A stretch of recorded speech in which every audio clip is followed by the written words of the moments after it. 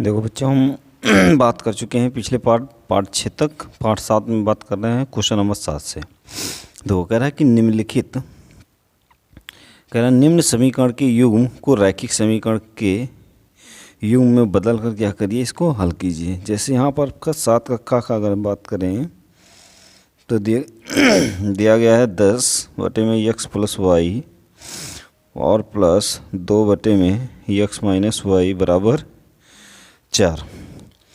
और दूसरा दिया गया है 15/x + y - 5x - y बराबर कितना, -2।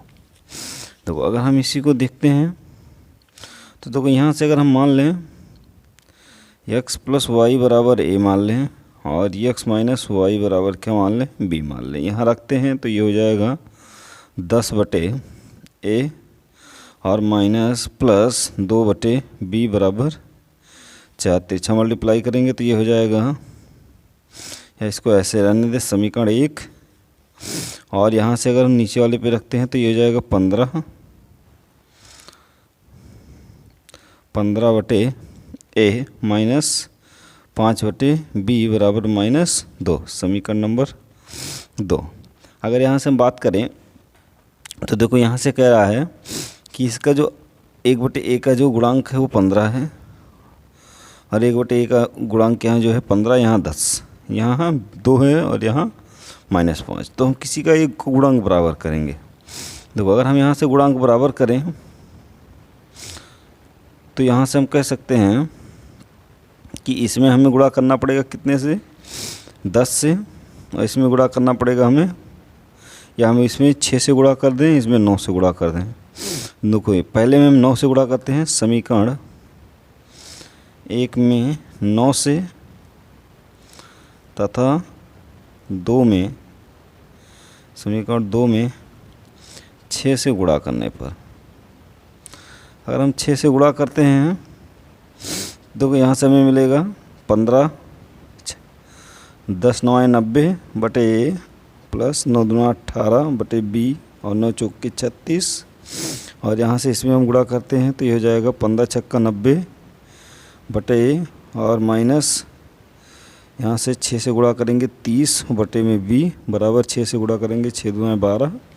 अगर इसको हम घटाते हैं देखो माइनस, ये प्लस और ये भी पे आ जाएगा प्लस, ये हमारा कट जाएगा। यहाँ से दोनों प्लस हैं तो ये देखो 18 और 30 जोड़ेंगे तो 48/b मिल जाएगा, और इसको जोड़ेंगे तो ये भी हो जाएगा 48। तो 48 से 48 कट जाएगा तो 1/b बराबर 1, तो b बराबर हम कह सकते हैं 1 होगा। अब यह मान हम किसी समीकरण 1 या 2 में रख देंगे। देखो हमारा समीकरण 1 और 2 है तो यहाँ से हम समीकरण 1 या 2 में रखते हैं। देखो समीकरण हमारा एक है कि 10/a प्लस 2/b बराबर कितना, 4। इसमें हम b का मान रखते हैं, b का मान 1 रखने पर तो यहाँ से रखेंगे 10/a और प्लस 2/1 बराबर 4। तो यहाँ से a प्लस, यहाँ से हो जाएगा 2 बराबर 4, तो यहाँ से हो जाएगा 10/a बराबर 4 - 2। फिर इसको वाला आगे हल करते हैं तो 10/a बराबर यहाँ 2, तो a बराबर हो जाएगा कितना, 5। इसको हम काट देंगे, यहाँ 1 हो जाएगा, तिरछा मल्टीप्लाई करेंगे, ये a का मान और ये हमारा b का मान। देखो हमें मान क्या निकालना है, x + y का, x और y का। तो x + y बराबर था a और x - y बराबर था b। यहाँ पर हम मान रख लेते हैं तो देखो यहाँ से हमारा हो जाएगा a की वैल्यू 5, b की वैल्यू कितनी, 1। तो एक बार हम जोड़ देंगे, एक बार घटा देंगे, तो x + y बराबर 5 और x - y बराबर 1। इसको जोड़ दिए, कट जाएगा, ये 2x बराबर 6, तो x बराबर कितना हो जाएगा, 3। एक आंसर आपका ये हो गया। और दूसरा अगर हम मान निकालें, x बराबर वहाँ रख लें तो x + y बराबर 5 है, तो y बराबर, x बराबर 3, तो y बराबर 5 - 3 कर देंगे तो y बराबर कितना हो जाएगा, 2। ये हमारा आंसर हो जाएगा। धन्यवाद। चलो हम दूसरे क्वेश्चन की तरफ चलते हैं। चलो यहाँ से देखो, इसी का अथवा पार्ट है, कह रहा 3 वर्ष पूर्व रहमान की आयु का व्युत्क्रम अब से 5 वर्ष पश्चात के व्युत्क्रम का योग जो है 1/3 है, तो उसकी वर्तमान आयु बताइए। तो यहाँ से अगर हम मान लें 7 का अथवा पार्ट, का अथवा पार्ट, तो देखो यहाँ से हमारा कितना, आज मान लेते हैं माना रहमान की वर्तमान आयु,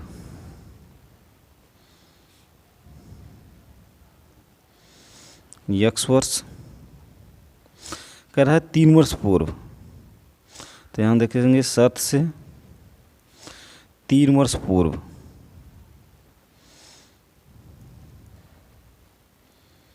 तीन वर्ष पूर्व की बात करें तो x माइनस 3 वर्ष हो जाएगा। अगर हम व्युत्क्रम की बात करें, इसका व्युत्क्रम, तो इसका व्युत्क्रम देखेंगे तो 1/x माइनस 3 हो जाएगा। फिर दूसरा शर्त देखें, ये हमारी फर्स्ट शर्त थी। सेकंड शर्त से देखें, सेकंड शर्त से हमारा क्या कह रहा है, कह रहा है कि देखो, कह रहा है कि अब से 5 वर्ष के पश्चात का व्युत्क्रम का योग 5 वर्ष बाद की आयु, तो यहाँ से हो जाएगी x + 5। अगर इसका हम व्युत्क्रम देखते हैं तो व्युत्क्रम हो जाएगा 1/x + 5। अब क्या कर रहा है कि दोनों का योग शर्तानुसार 1/x माइनस 3 प्लस 1/x + 5 बराबर कितना मिलता है, 1/3 मिलता है। तो कह रहा है कि उसकी वर्तमान आयु बताइए कितनी होगी। तो देखो x + 5 और प्लस x माइनस 3 और बटे में x² और यहाँ से जाएगा 5x और फिर माइनस 3x और प्लस यहाँ माइनस हो जाएगा 15 और बराबर में यहाँ से 1/3।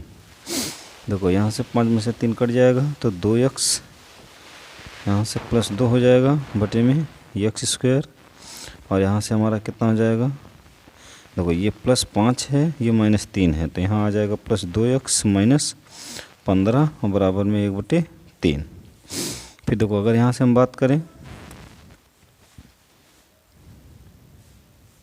कहते हैं तो यहाँ 3 से गुणा करेंगे, यहाँ 1 से गुणा करेंगे, तो 1 से इसमें गुणा करेंगे तो ये हो जाएगा कितना, x² और प्लस 2x और माइनस 15। अगर हम 3 से इसमें गुणा करेंगे तो 6x और प्लस 6, दोनों को इधर ले आएंगे तो x² और यहाँ से आपको आ जाएगा प्लस 2x और माइनस 6x माइनस 15 और माइनस 6 बराबर 0। तो यहाँ से हो जाएगा कितना, x² और यहाँ से माइनस 4x और माइनस 21 और बराबर कितना हो जाएगा 0। अगर हम क्या करें, इसका गुणनखंडन करें तो गुणनखंडन करना जानते हैं कि इसका ऐसा गुणनखंड कि घटाने पर आपको 4 प्राप्त हो जाए, 7 या 21 हो जाएगा। तो x² माइनस 7x और प्लस हम 3x कर देते हैं तो आ जाएगा 4x और यहाँ से माइनस 21 और बराबर 0 कर देते हैं। देखो x यहाँ से कॉमन लेंगे तो x माइनस 7 हो जाएगा, अगर प्लस यहाँ हम 3 कॉमन लेते हैं तो x माइनस 7 हो जाएगा बराबर 0। पूरे में कितना कॉमन, x माइनस 7 और दूसरे में क्या हो जाएगा x + 3 बराबर 0। तो x बराबर कितना हो जाएगा, एक हमारा x माइनस 7 बराबर अगर हम 0 लेते हैं तो x बराबर 7 मिल जाएगा। अगर यहीं दूसरा देखें x + 3 बराबर 0 लेते हैं तो यहाँ से हमें कितना मिल जाएगा, x बराबर -3। तो यहाँ जो निगेटिव और होती है तो निगेटिव आयु तो होती नहीं है, तो यहाँ लिख लेंगे मान छोड़ने पर, मान छोड़ने पर।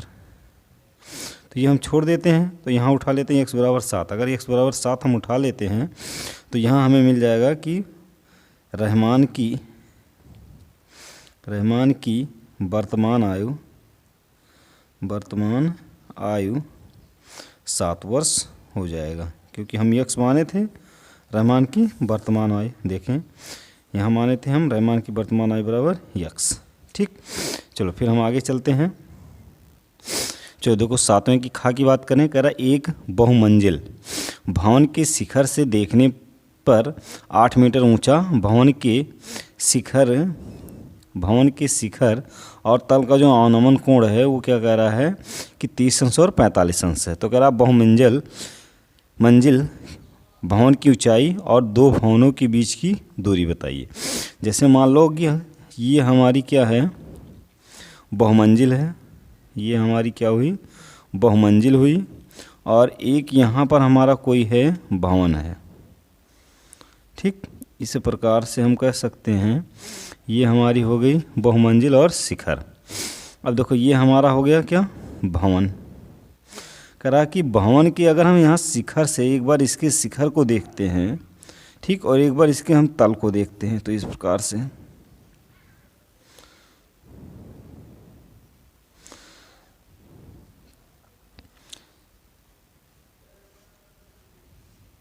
ठीक, यहाँ से हम देखते हैं, सॉरी ये उल्टा फिगर बन गया, चलो हम इसके लिए दूसरा ले लेते हैं।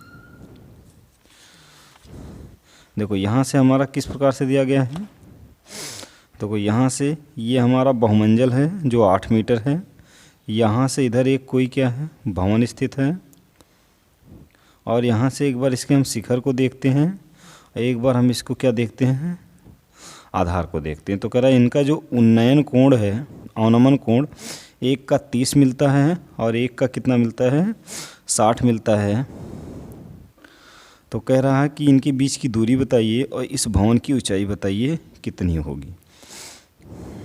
तो यहाँ से अगर हम इसकी मान लें कि इसकी दूरी कितनी है, x है, तो ये a और b, ये c और ये e। ठीक, तो यहाँ से हम पहले लगाते हैं इस त्रिभुज में, देखो x की वैल्यू हम ज्ञात कर लेते हैं, बीच की दूरी। तो देखो यहाँ से हम कह सकते हैं 7 का खां त्रिभुज। देखो अगर ये हमारा पूरा कोण 60 है तो ये भी 60 हो जाएगा, अगर यह कोण 30 है तो ये भी हमारा कितना हो जाएगा, ये 30 हो जाएगा।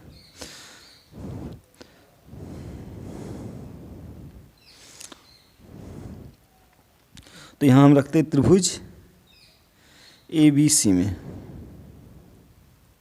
थीटा बराबर यहाँ 60 अंश, तो tan 60 बराबर जानते हैं लंब कितना हो जाएगा 8, और आधार कितना हो जाएगा x। tan 60 की वैल्यू √3 होती है, तो ये हो जाएगा 8/x, तो x बराबर हमारा हो जाएगा 8/√3 मीटर। ये हो जाएगा दोनों भवनों के बीच की दूरी। फिर हम आगे बात करें तो हमें फिर क्या निकालना है, हमें निकालना है कि इस भवन की ऊंचाई कितनी है। तो देखो यहाँ से यहाँ तक की पूरी लंबाई अगर देखें तो 8 है, और इतनी अगर h मानते हैं तो ये कितना हो जाएगा हमारा, ये हो जाएगा 8 - h, इतनी दूरी। हमें यही त्रिभुज उठाना है। यहाँ से मान लीजिए कौन सा है त्रिभुज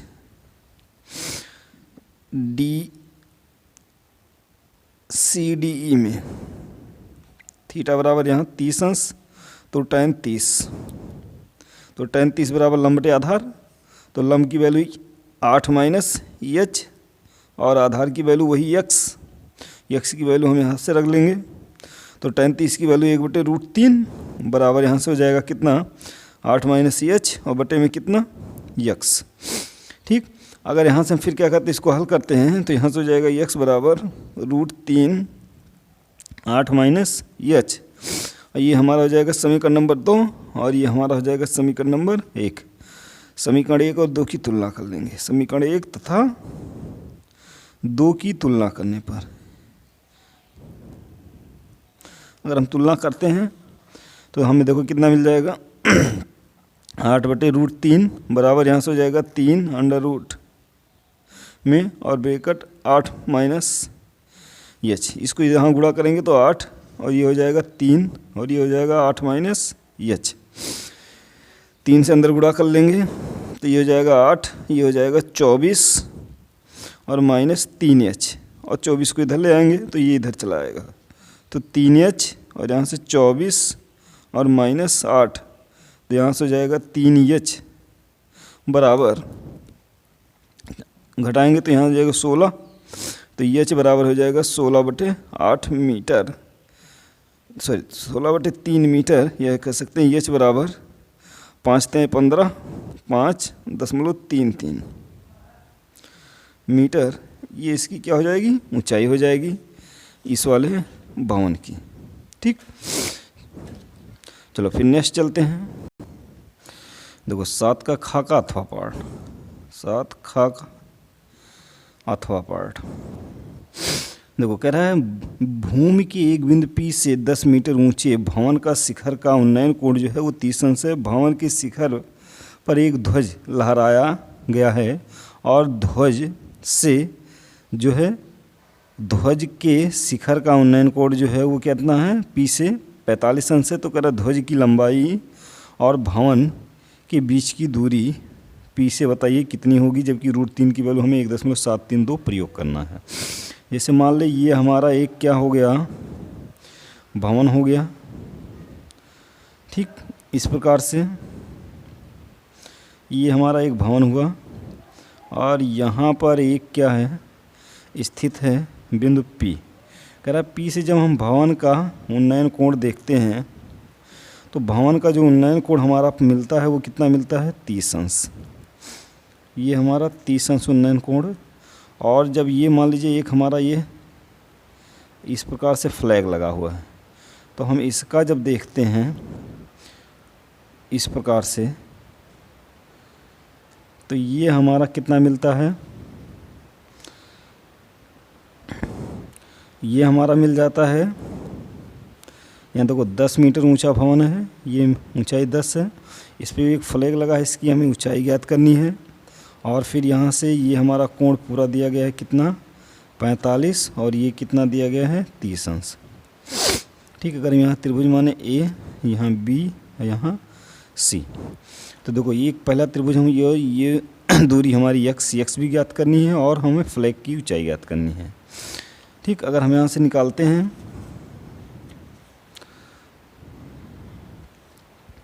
देखो यहाँ से हम कह सकते हैं त्रिभुज PAB में थीटा बराबर कितना है, 30 अंश। तो tan 30 बराबर क्या होता है, लंब की वैल्यू यहाँ कितनी है, 10, आधार की वैल्यू कितनी, x। तो यहाँ से अगर हम देखें तो यहाँ वैल्यू रखते हैं तो tan 30 की वैल्यू 1/√3 बराबर यहाँ से हो जाएगा 10/x का यहाँ मल्टीप्लाई करेंगे 10 का इधर √3 में मीटर, और जबकि √3 की वैल्यू दी गई है 1.732, तो x बराबर हो जाएगा कितना, अगर यहाँ वैल्यू हम रखते हैं तो यहाँ से हो जाएगा 10 × 1.732, तो ये हो जाएगा 17.32 मीटर। ये हो जाएगा उनके बीच की दूरी जिसे हमें निकालना था। एक आंसर ये हो गया। दूसरा चले हम उठाते हैं, तो हमें इस पताके की ऊंचाई ज्ञात करनी है। तो यहाँ से यहाँ तक का पताका इतना है, यहाँ से यहाँ तक की ऊंचाई इतनी है। तो देखो यहाँ से हम त्रिभुज उठाते हैं, कौन सा, ये PAC में। तो यहाँ लिखते हैं त्रिभुज PAC में थीटा बराबर 45 अंश। तो यहाँ से अगर हम देखें तो यहाँ हमें मिलेगा कितना, संपूर्ण ऊंचाई जो मिलेगा वो क्या मिलेगा, 10 + h मिलेगा। तो यहाँ से हम देखते हैं tan 45 बराबर यहाँ से लंब की वैल्यू कितनी हो जाएगी, h + 10, और बटे में आधार की वैल्यू x है। ये हमारा होगा समीकरण 1। यहाँ से हो जाएगा tan 45 की वैल्यू 1 बराबर h + 10, और बटे में x को इधर ले आएंगे तो x बराबर h + 10, और ये हमारा जाएगा समीकरण नंबर 2। समीकरण 1 और 2 की तुलना करा लेंगे। अगर हम समीकरण 1 और 2 की तुलना कराते हैं तो समीकरण 1 तथा 2 की तुलना करने पर, अगर हम तुलना करते हैं तो देखो यहाँ से मिलेगा कितना, 17.32 बराबर h और प्लस 10 को इधर ले आएंगे तो h बराबर 17.32 माइनस 10, तो ये आ जाएगा h बराबर 7.32 मीटर। ये हो जाएगा क्या, पताके की ऊंचाई या झंडे की ऊंचाई, ये हमें ज्ञात करना था। ये इसका आंसर हो गया।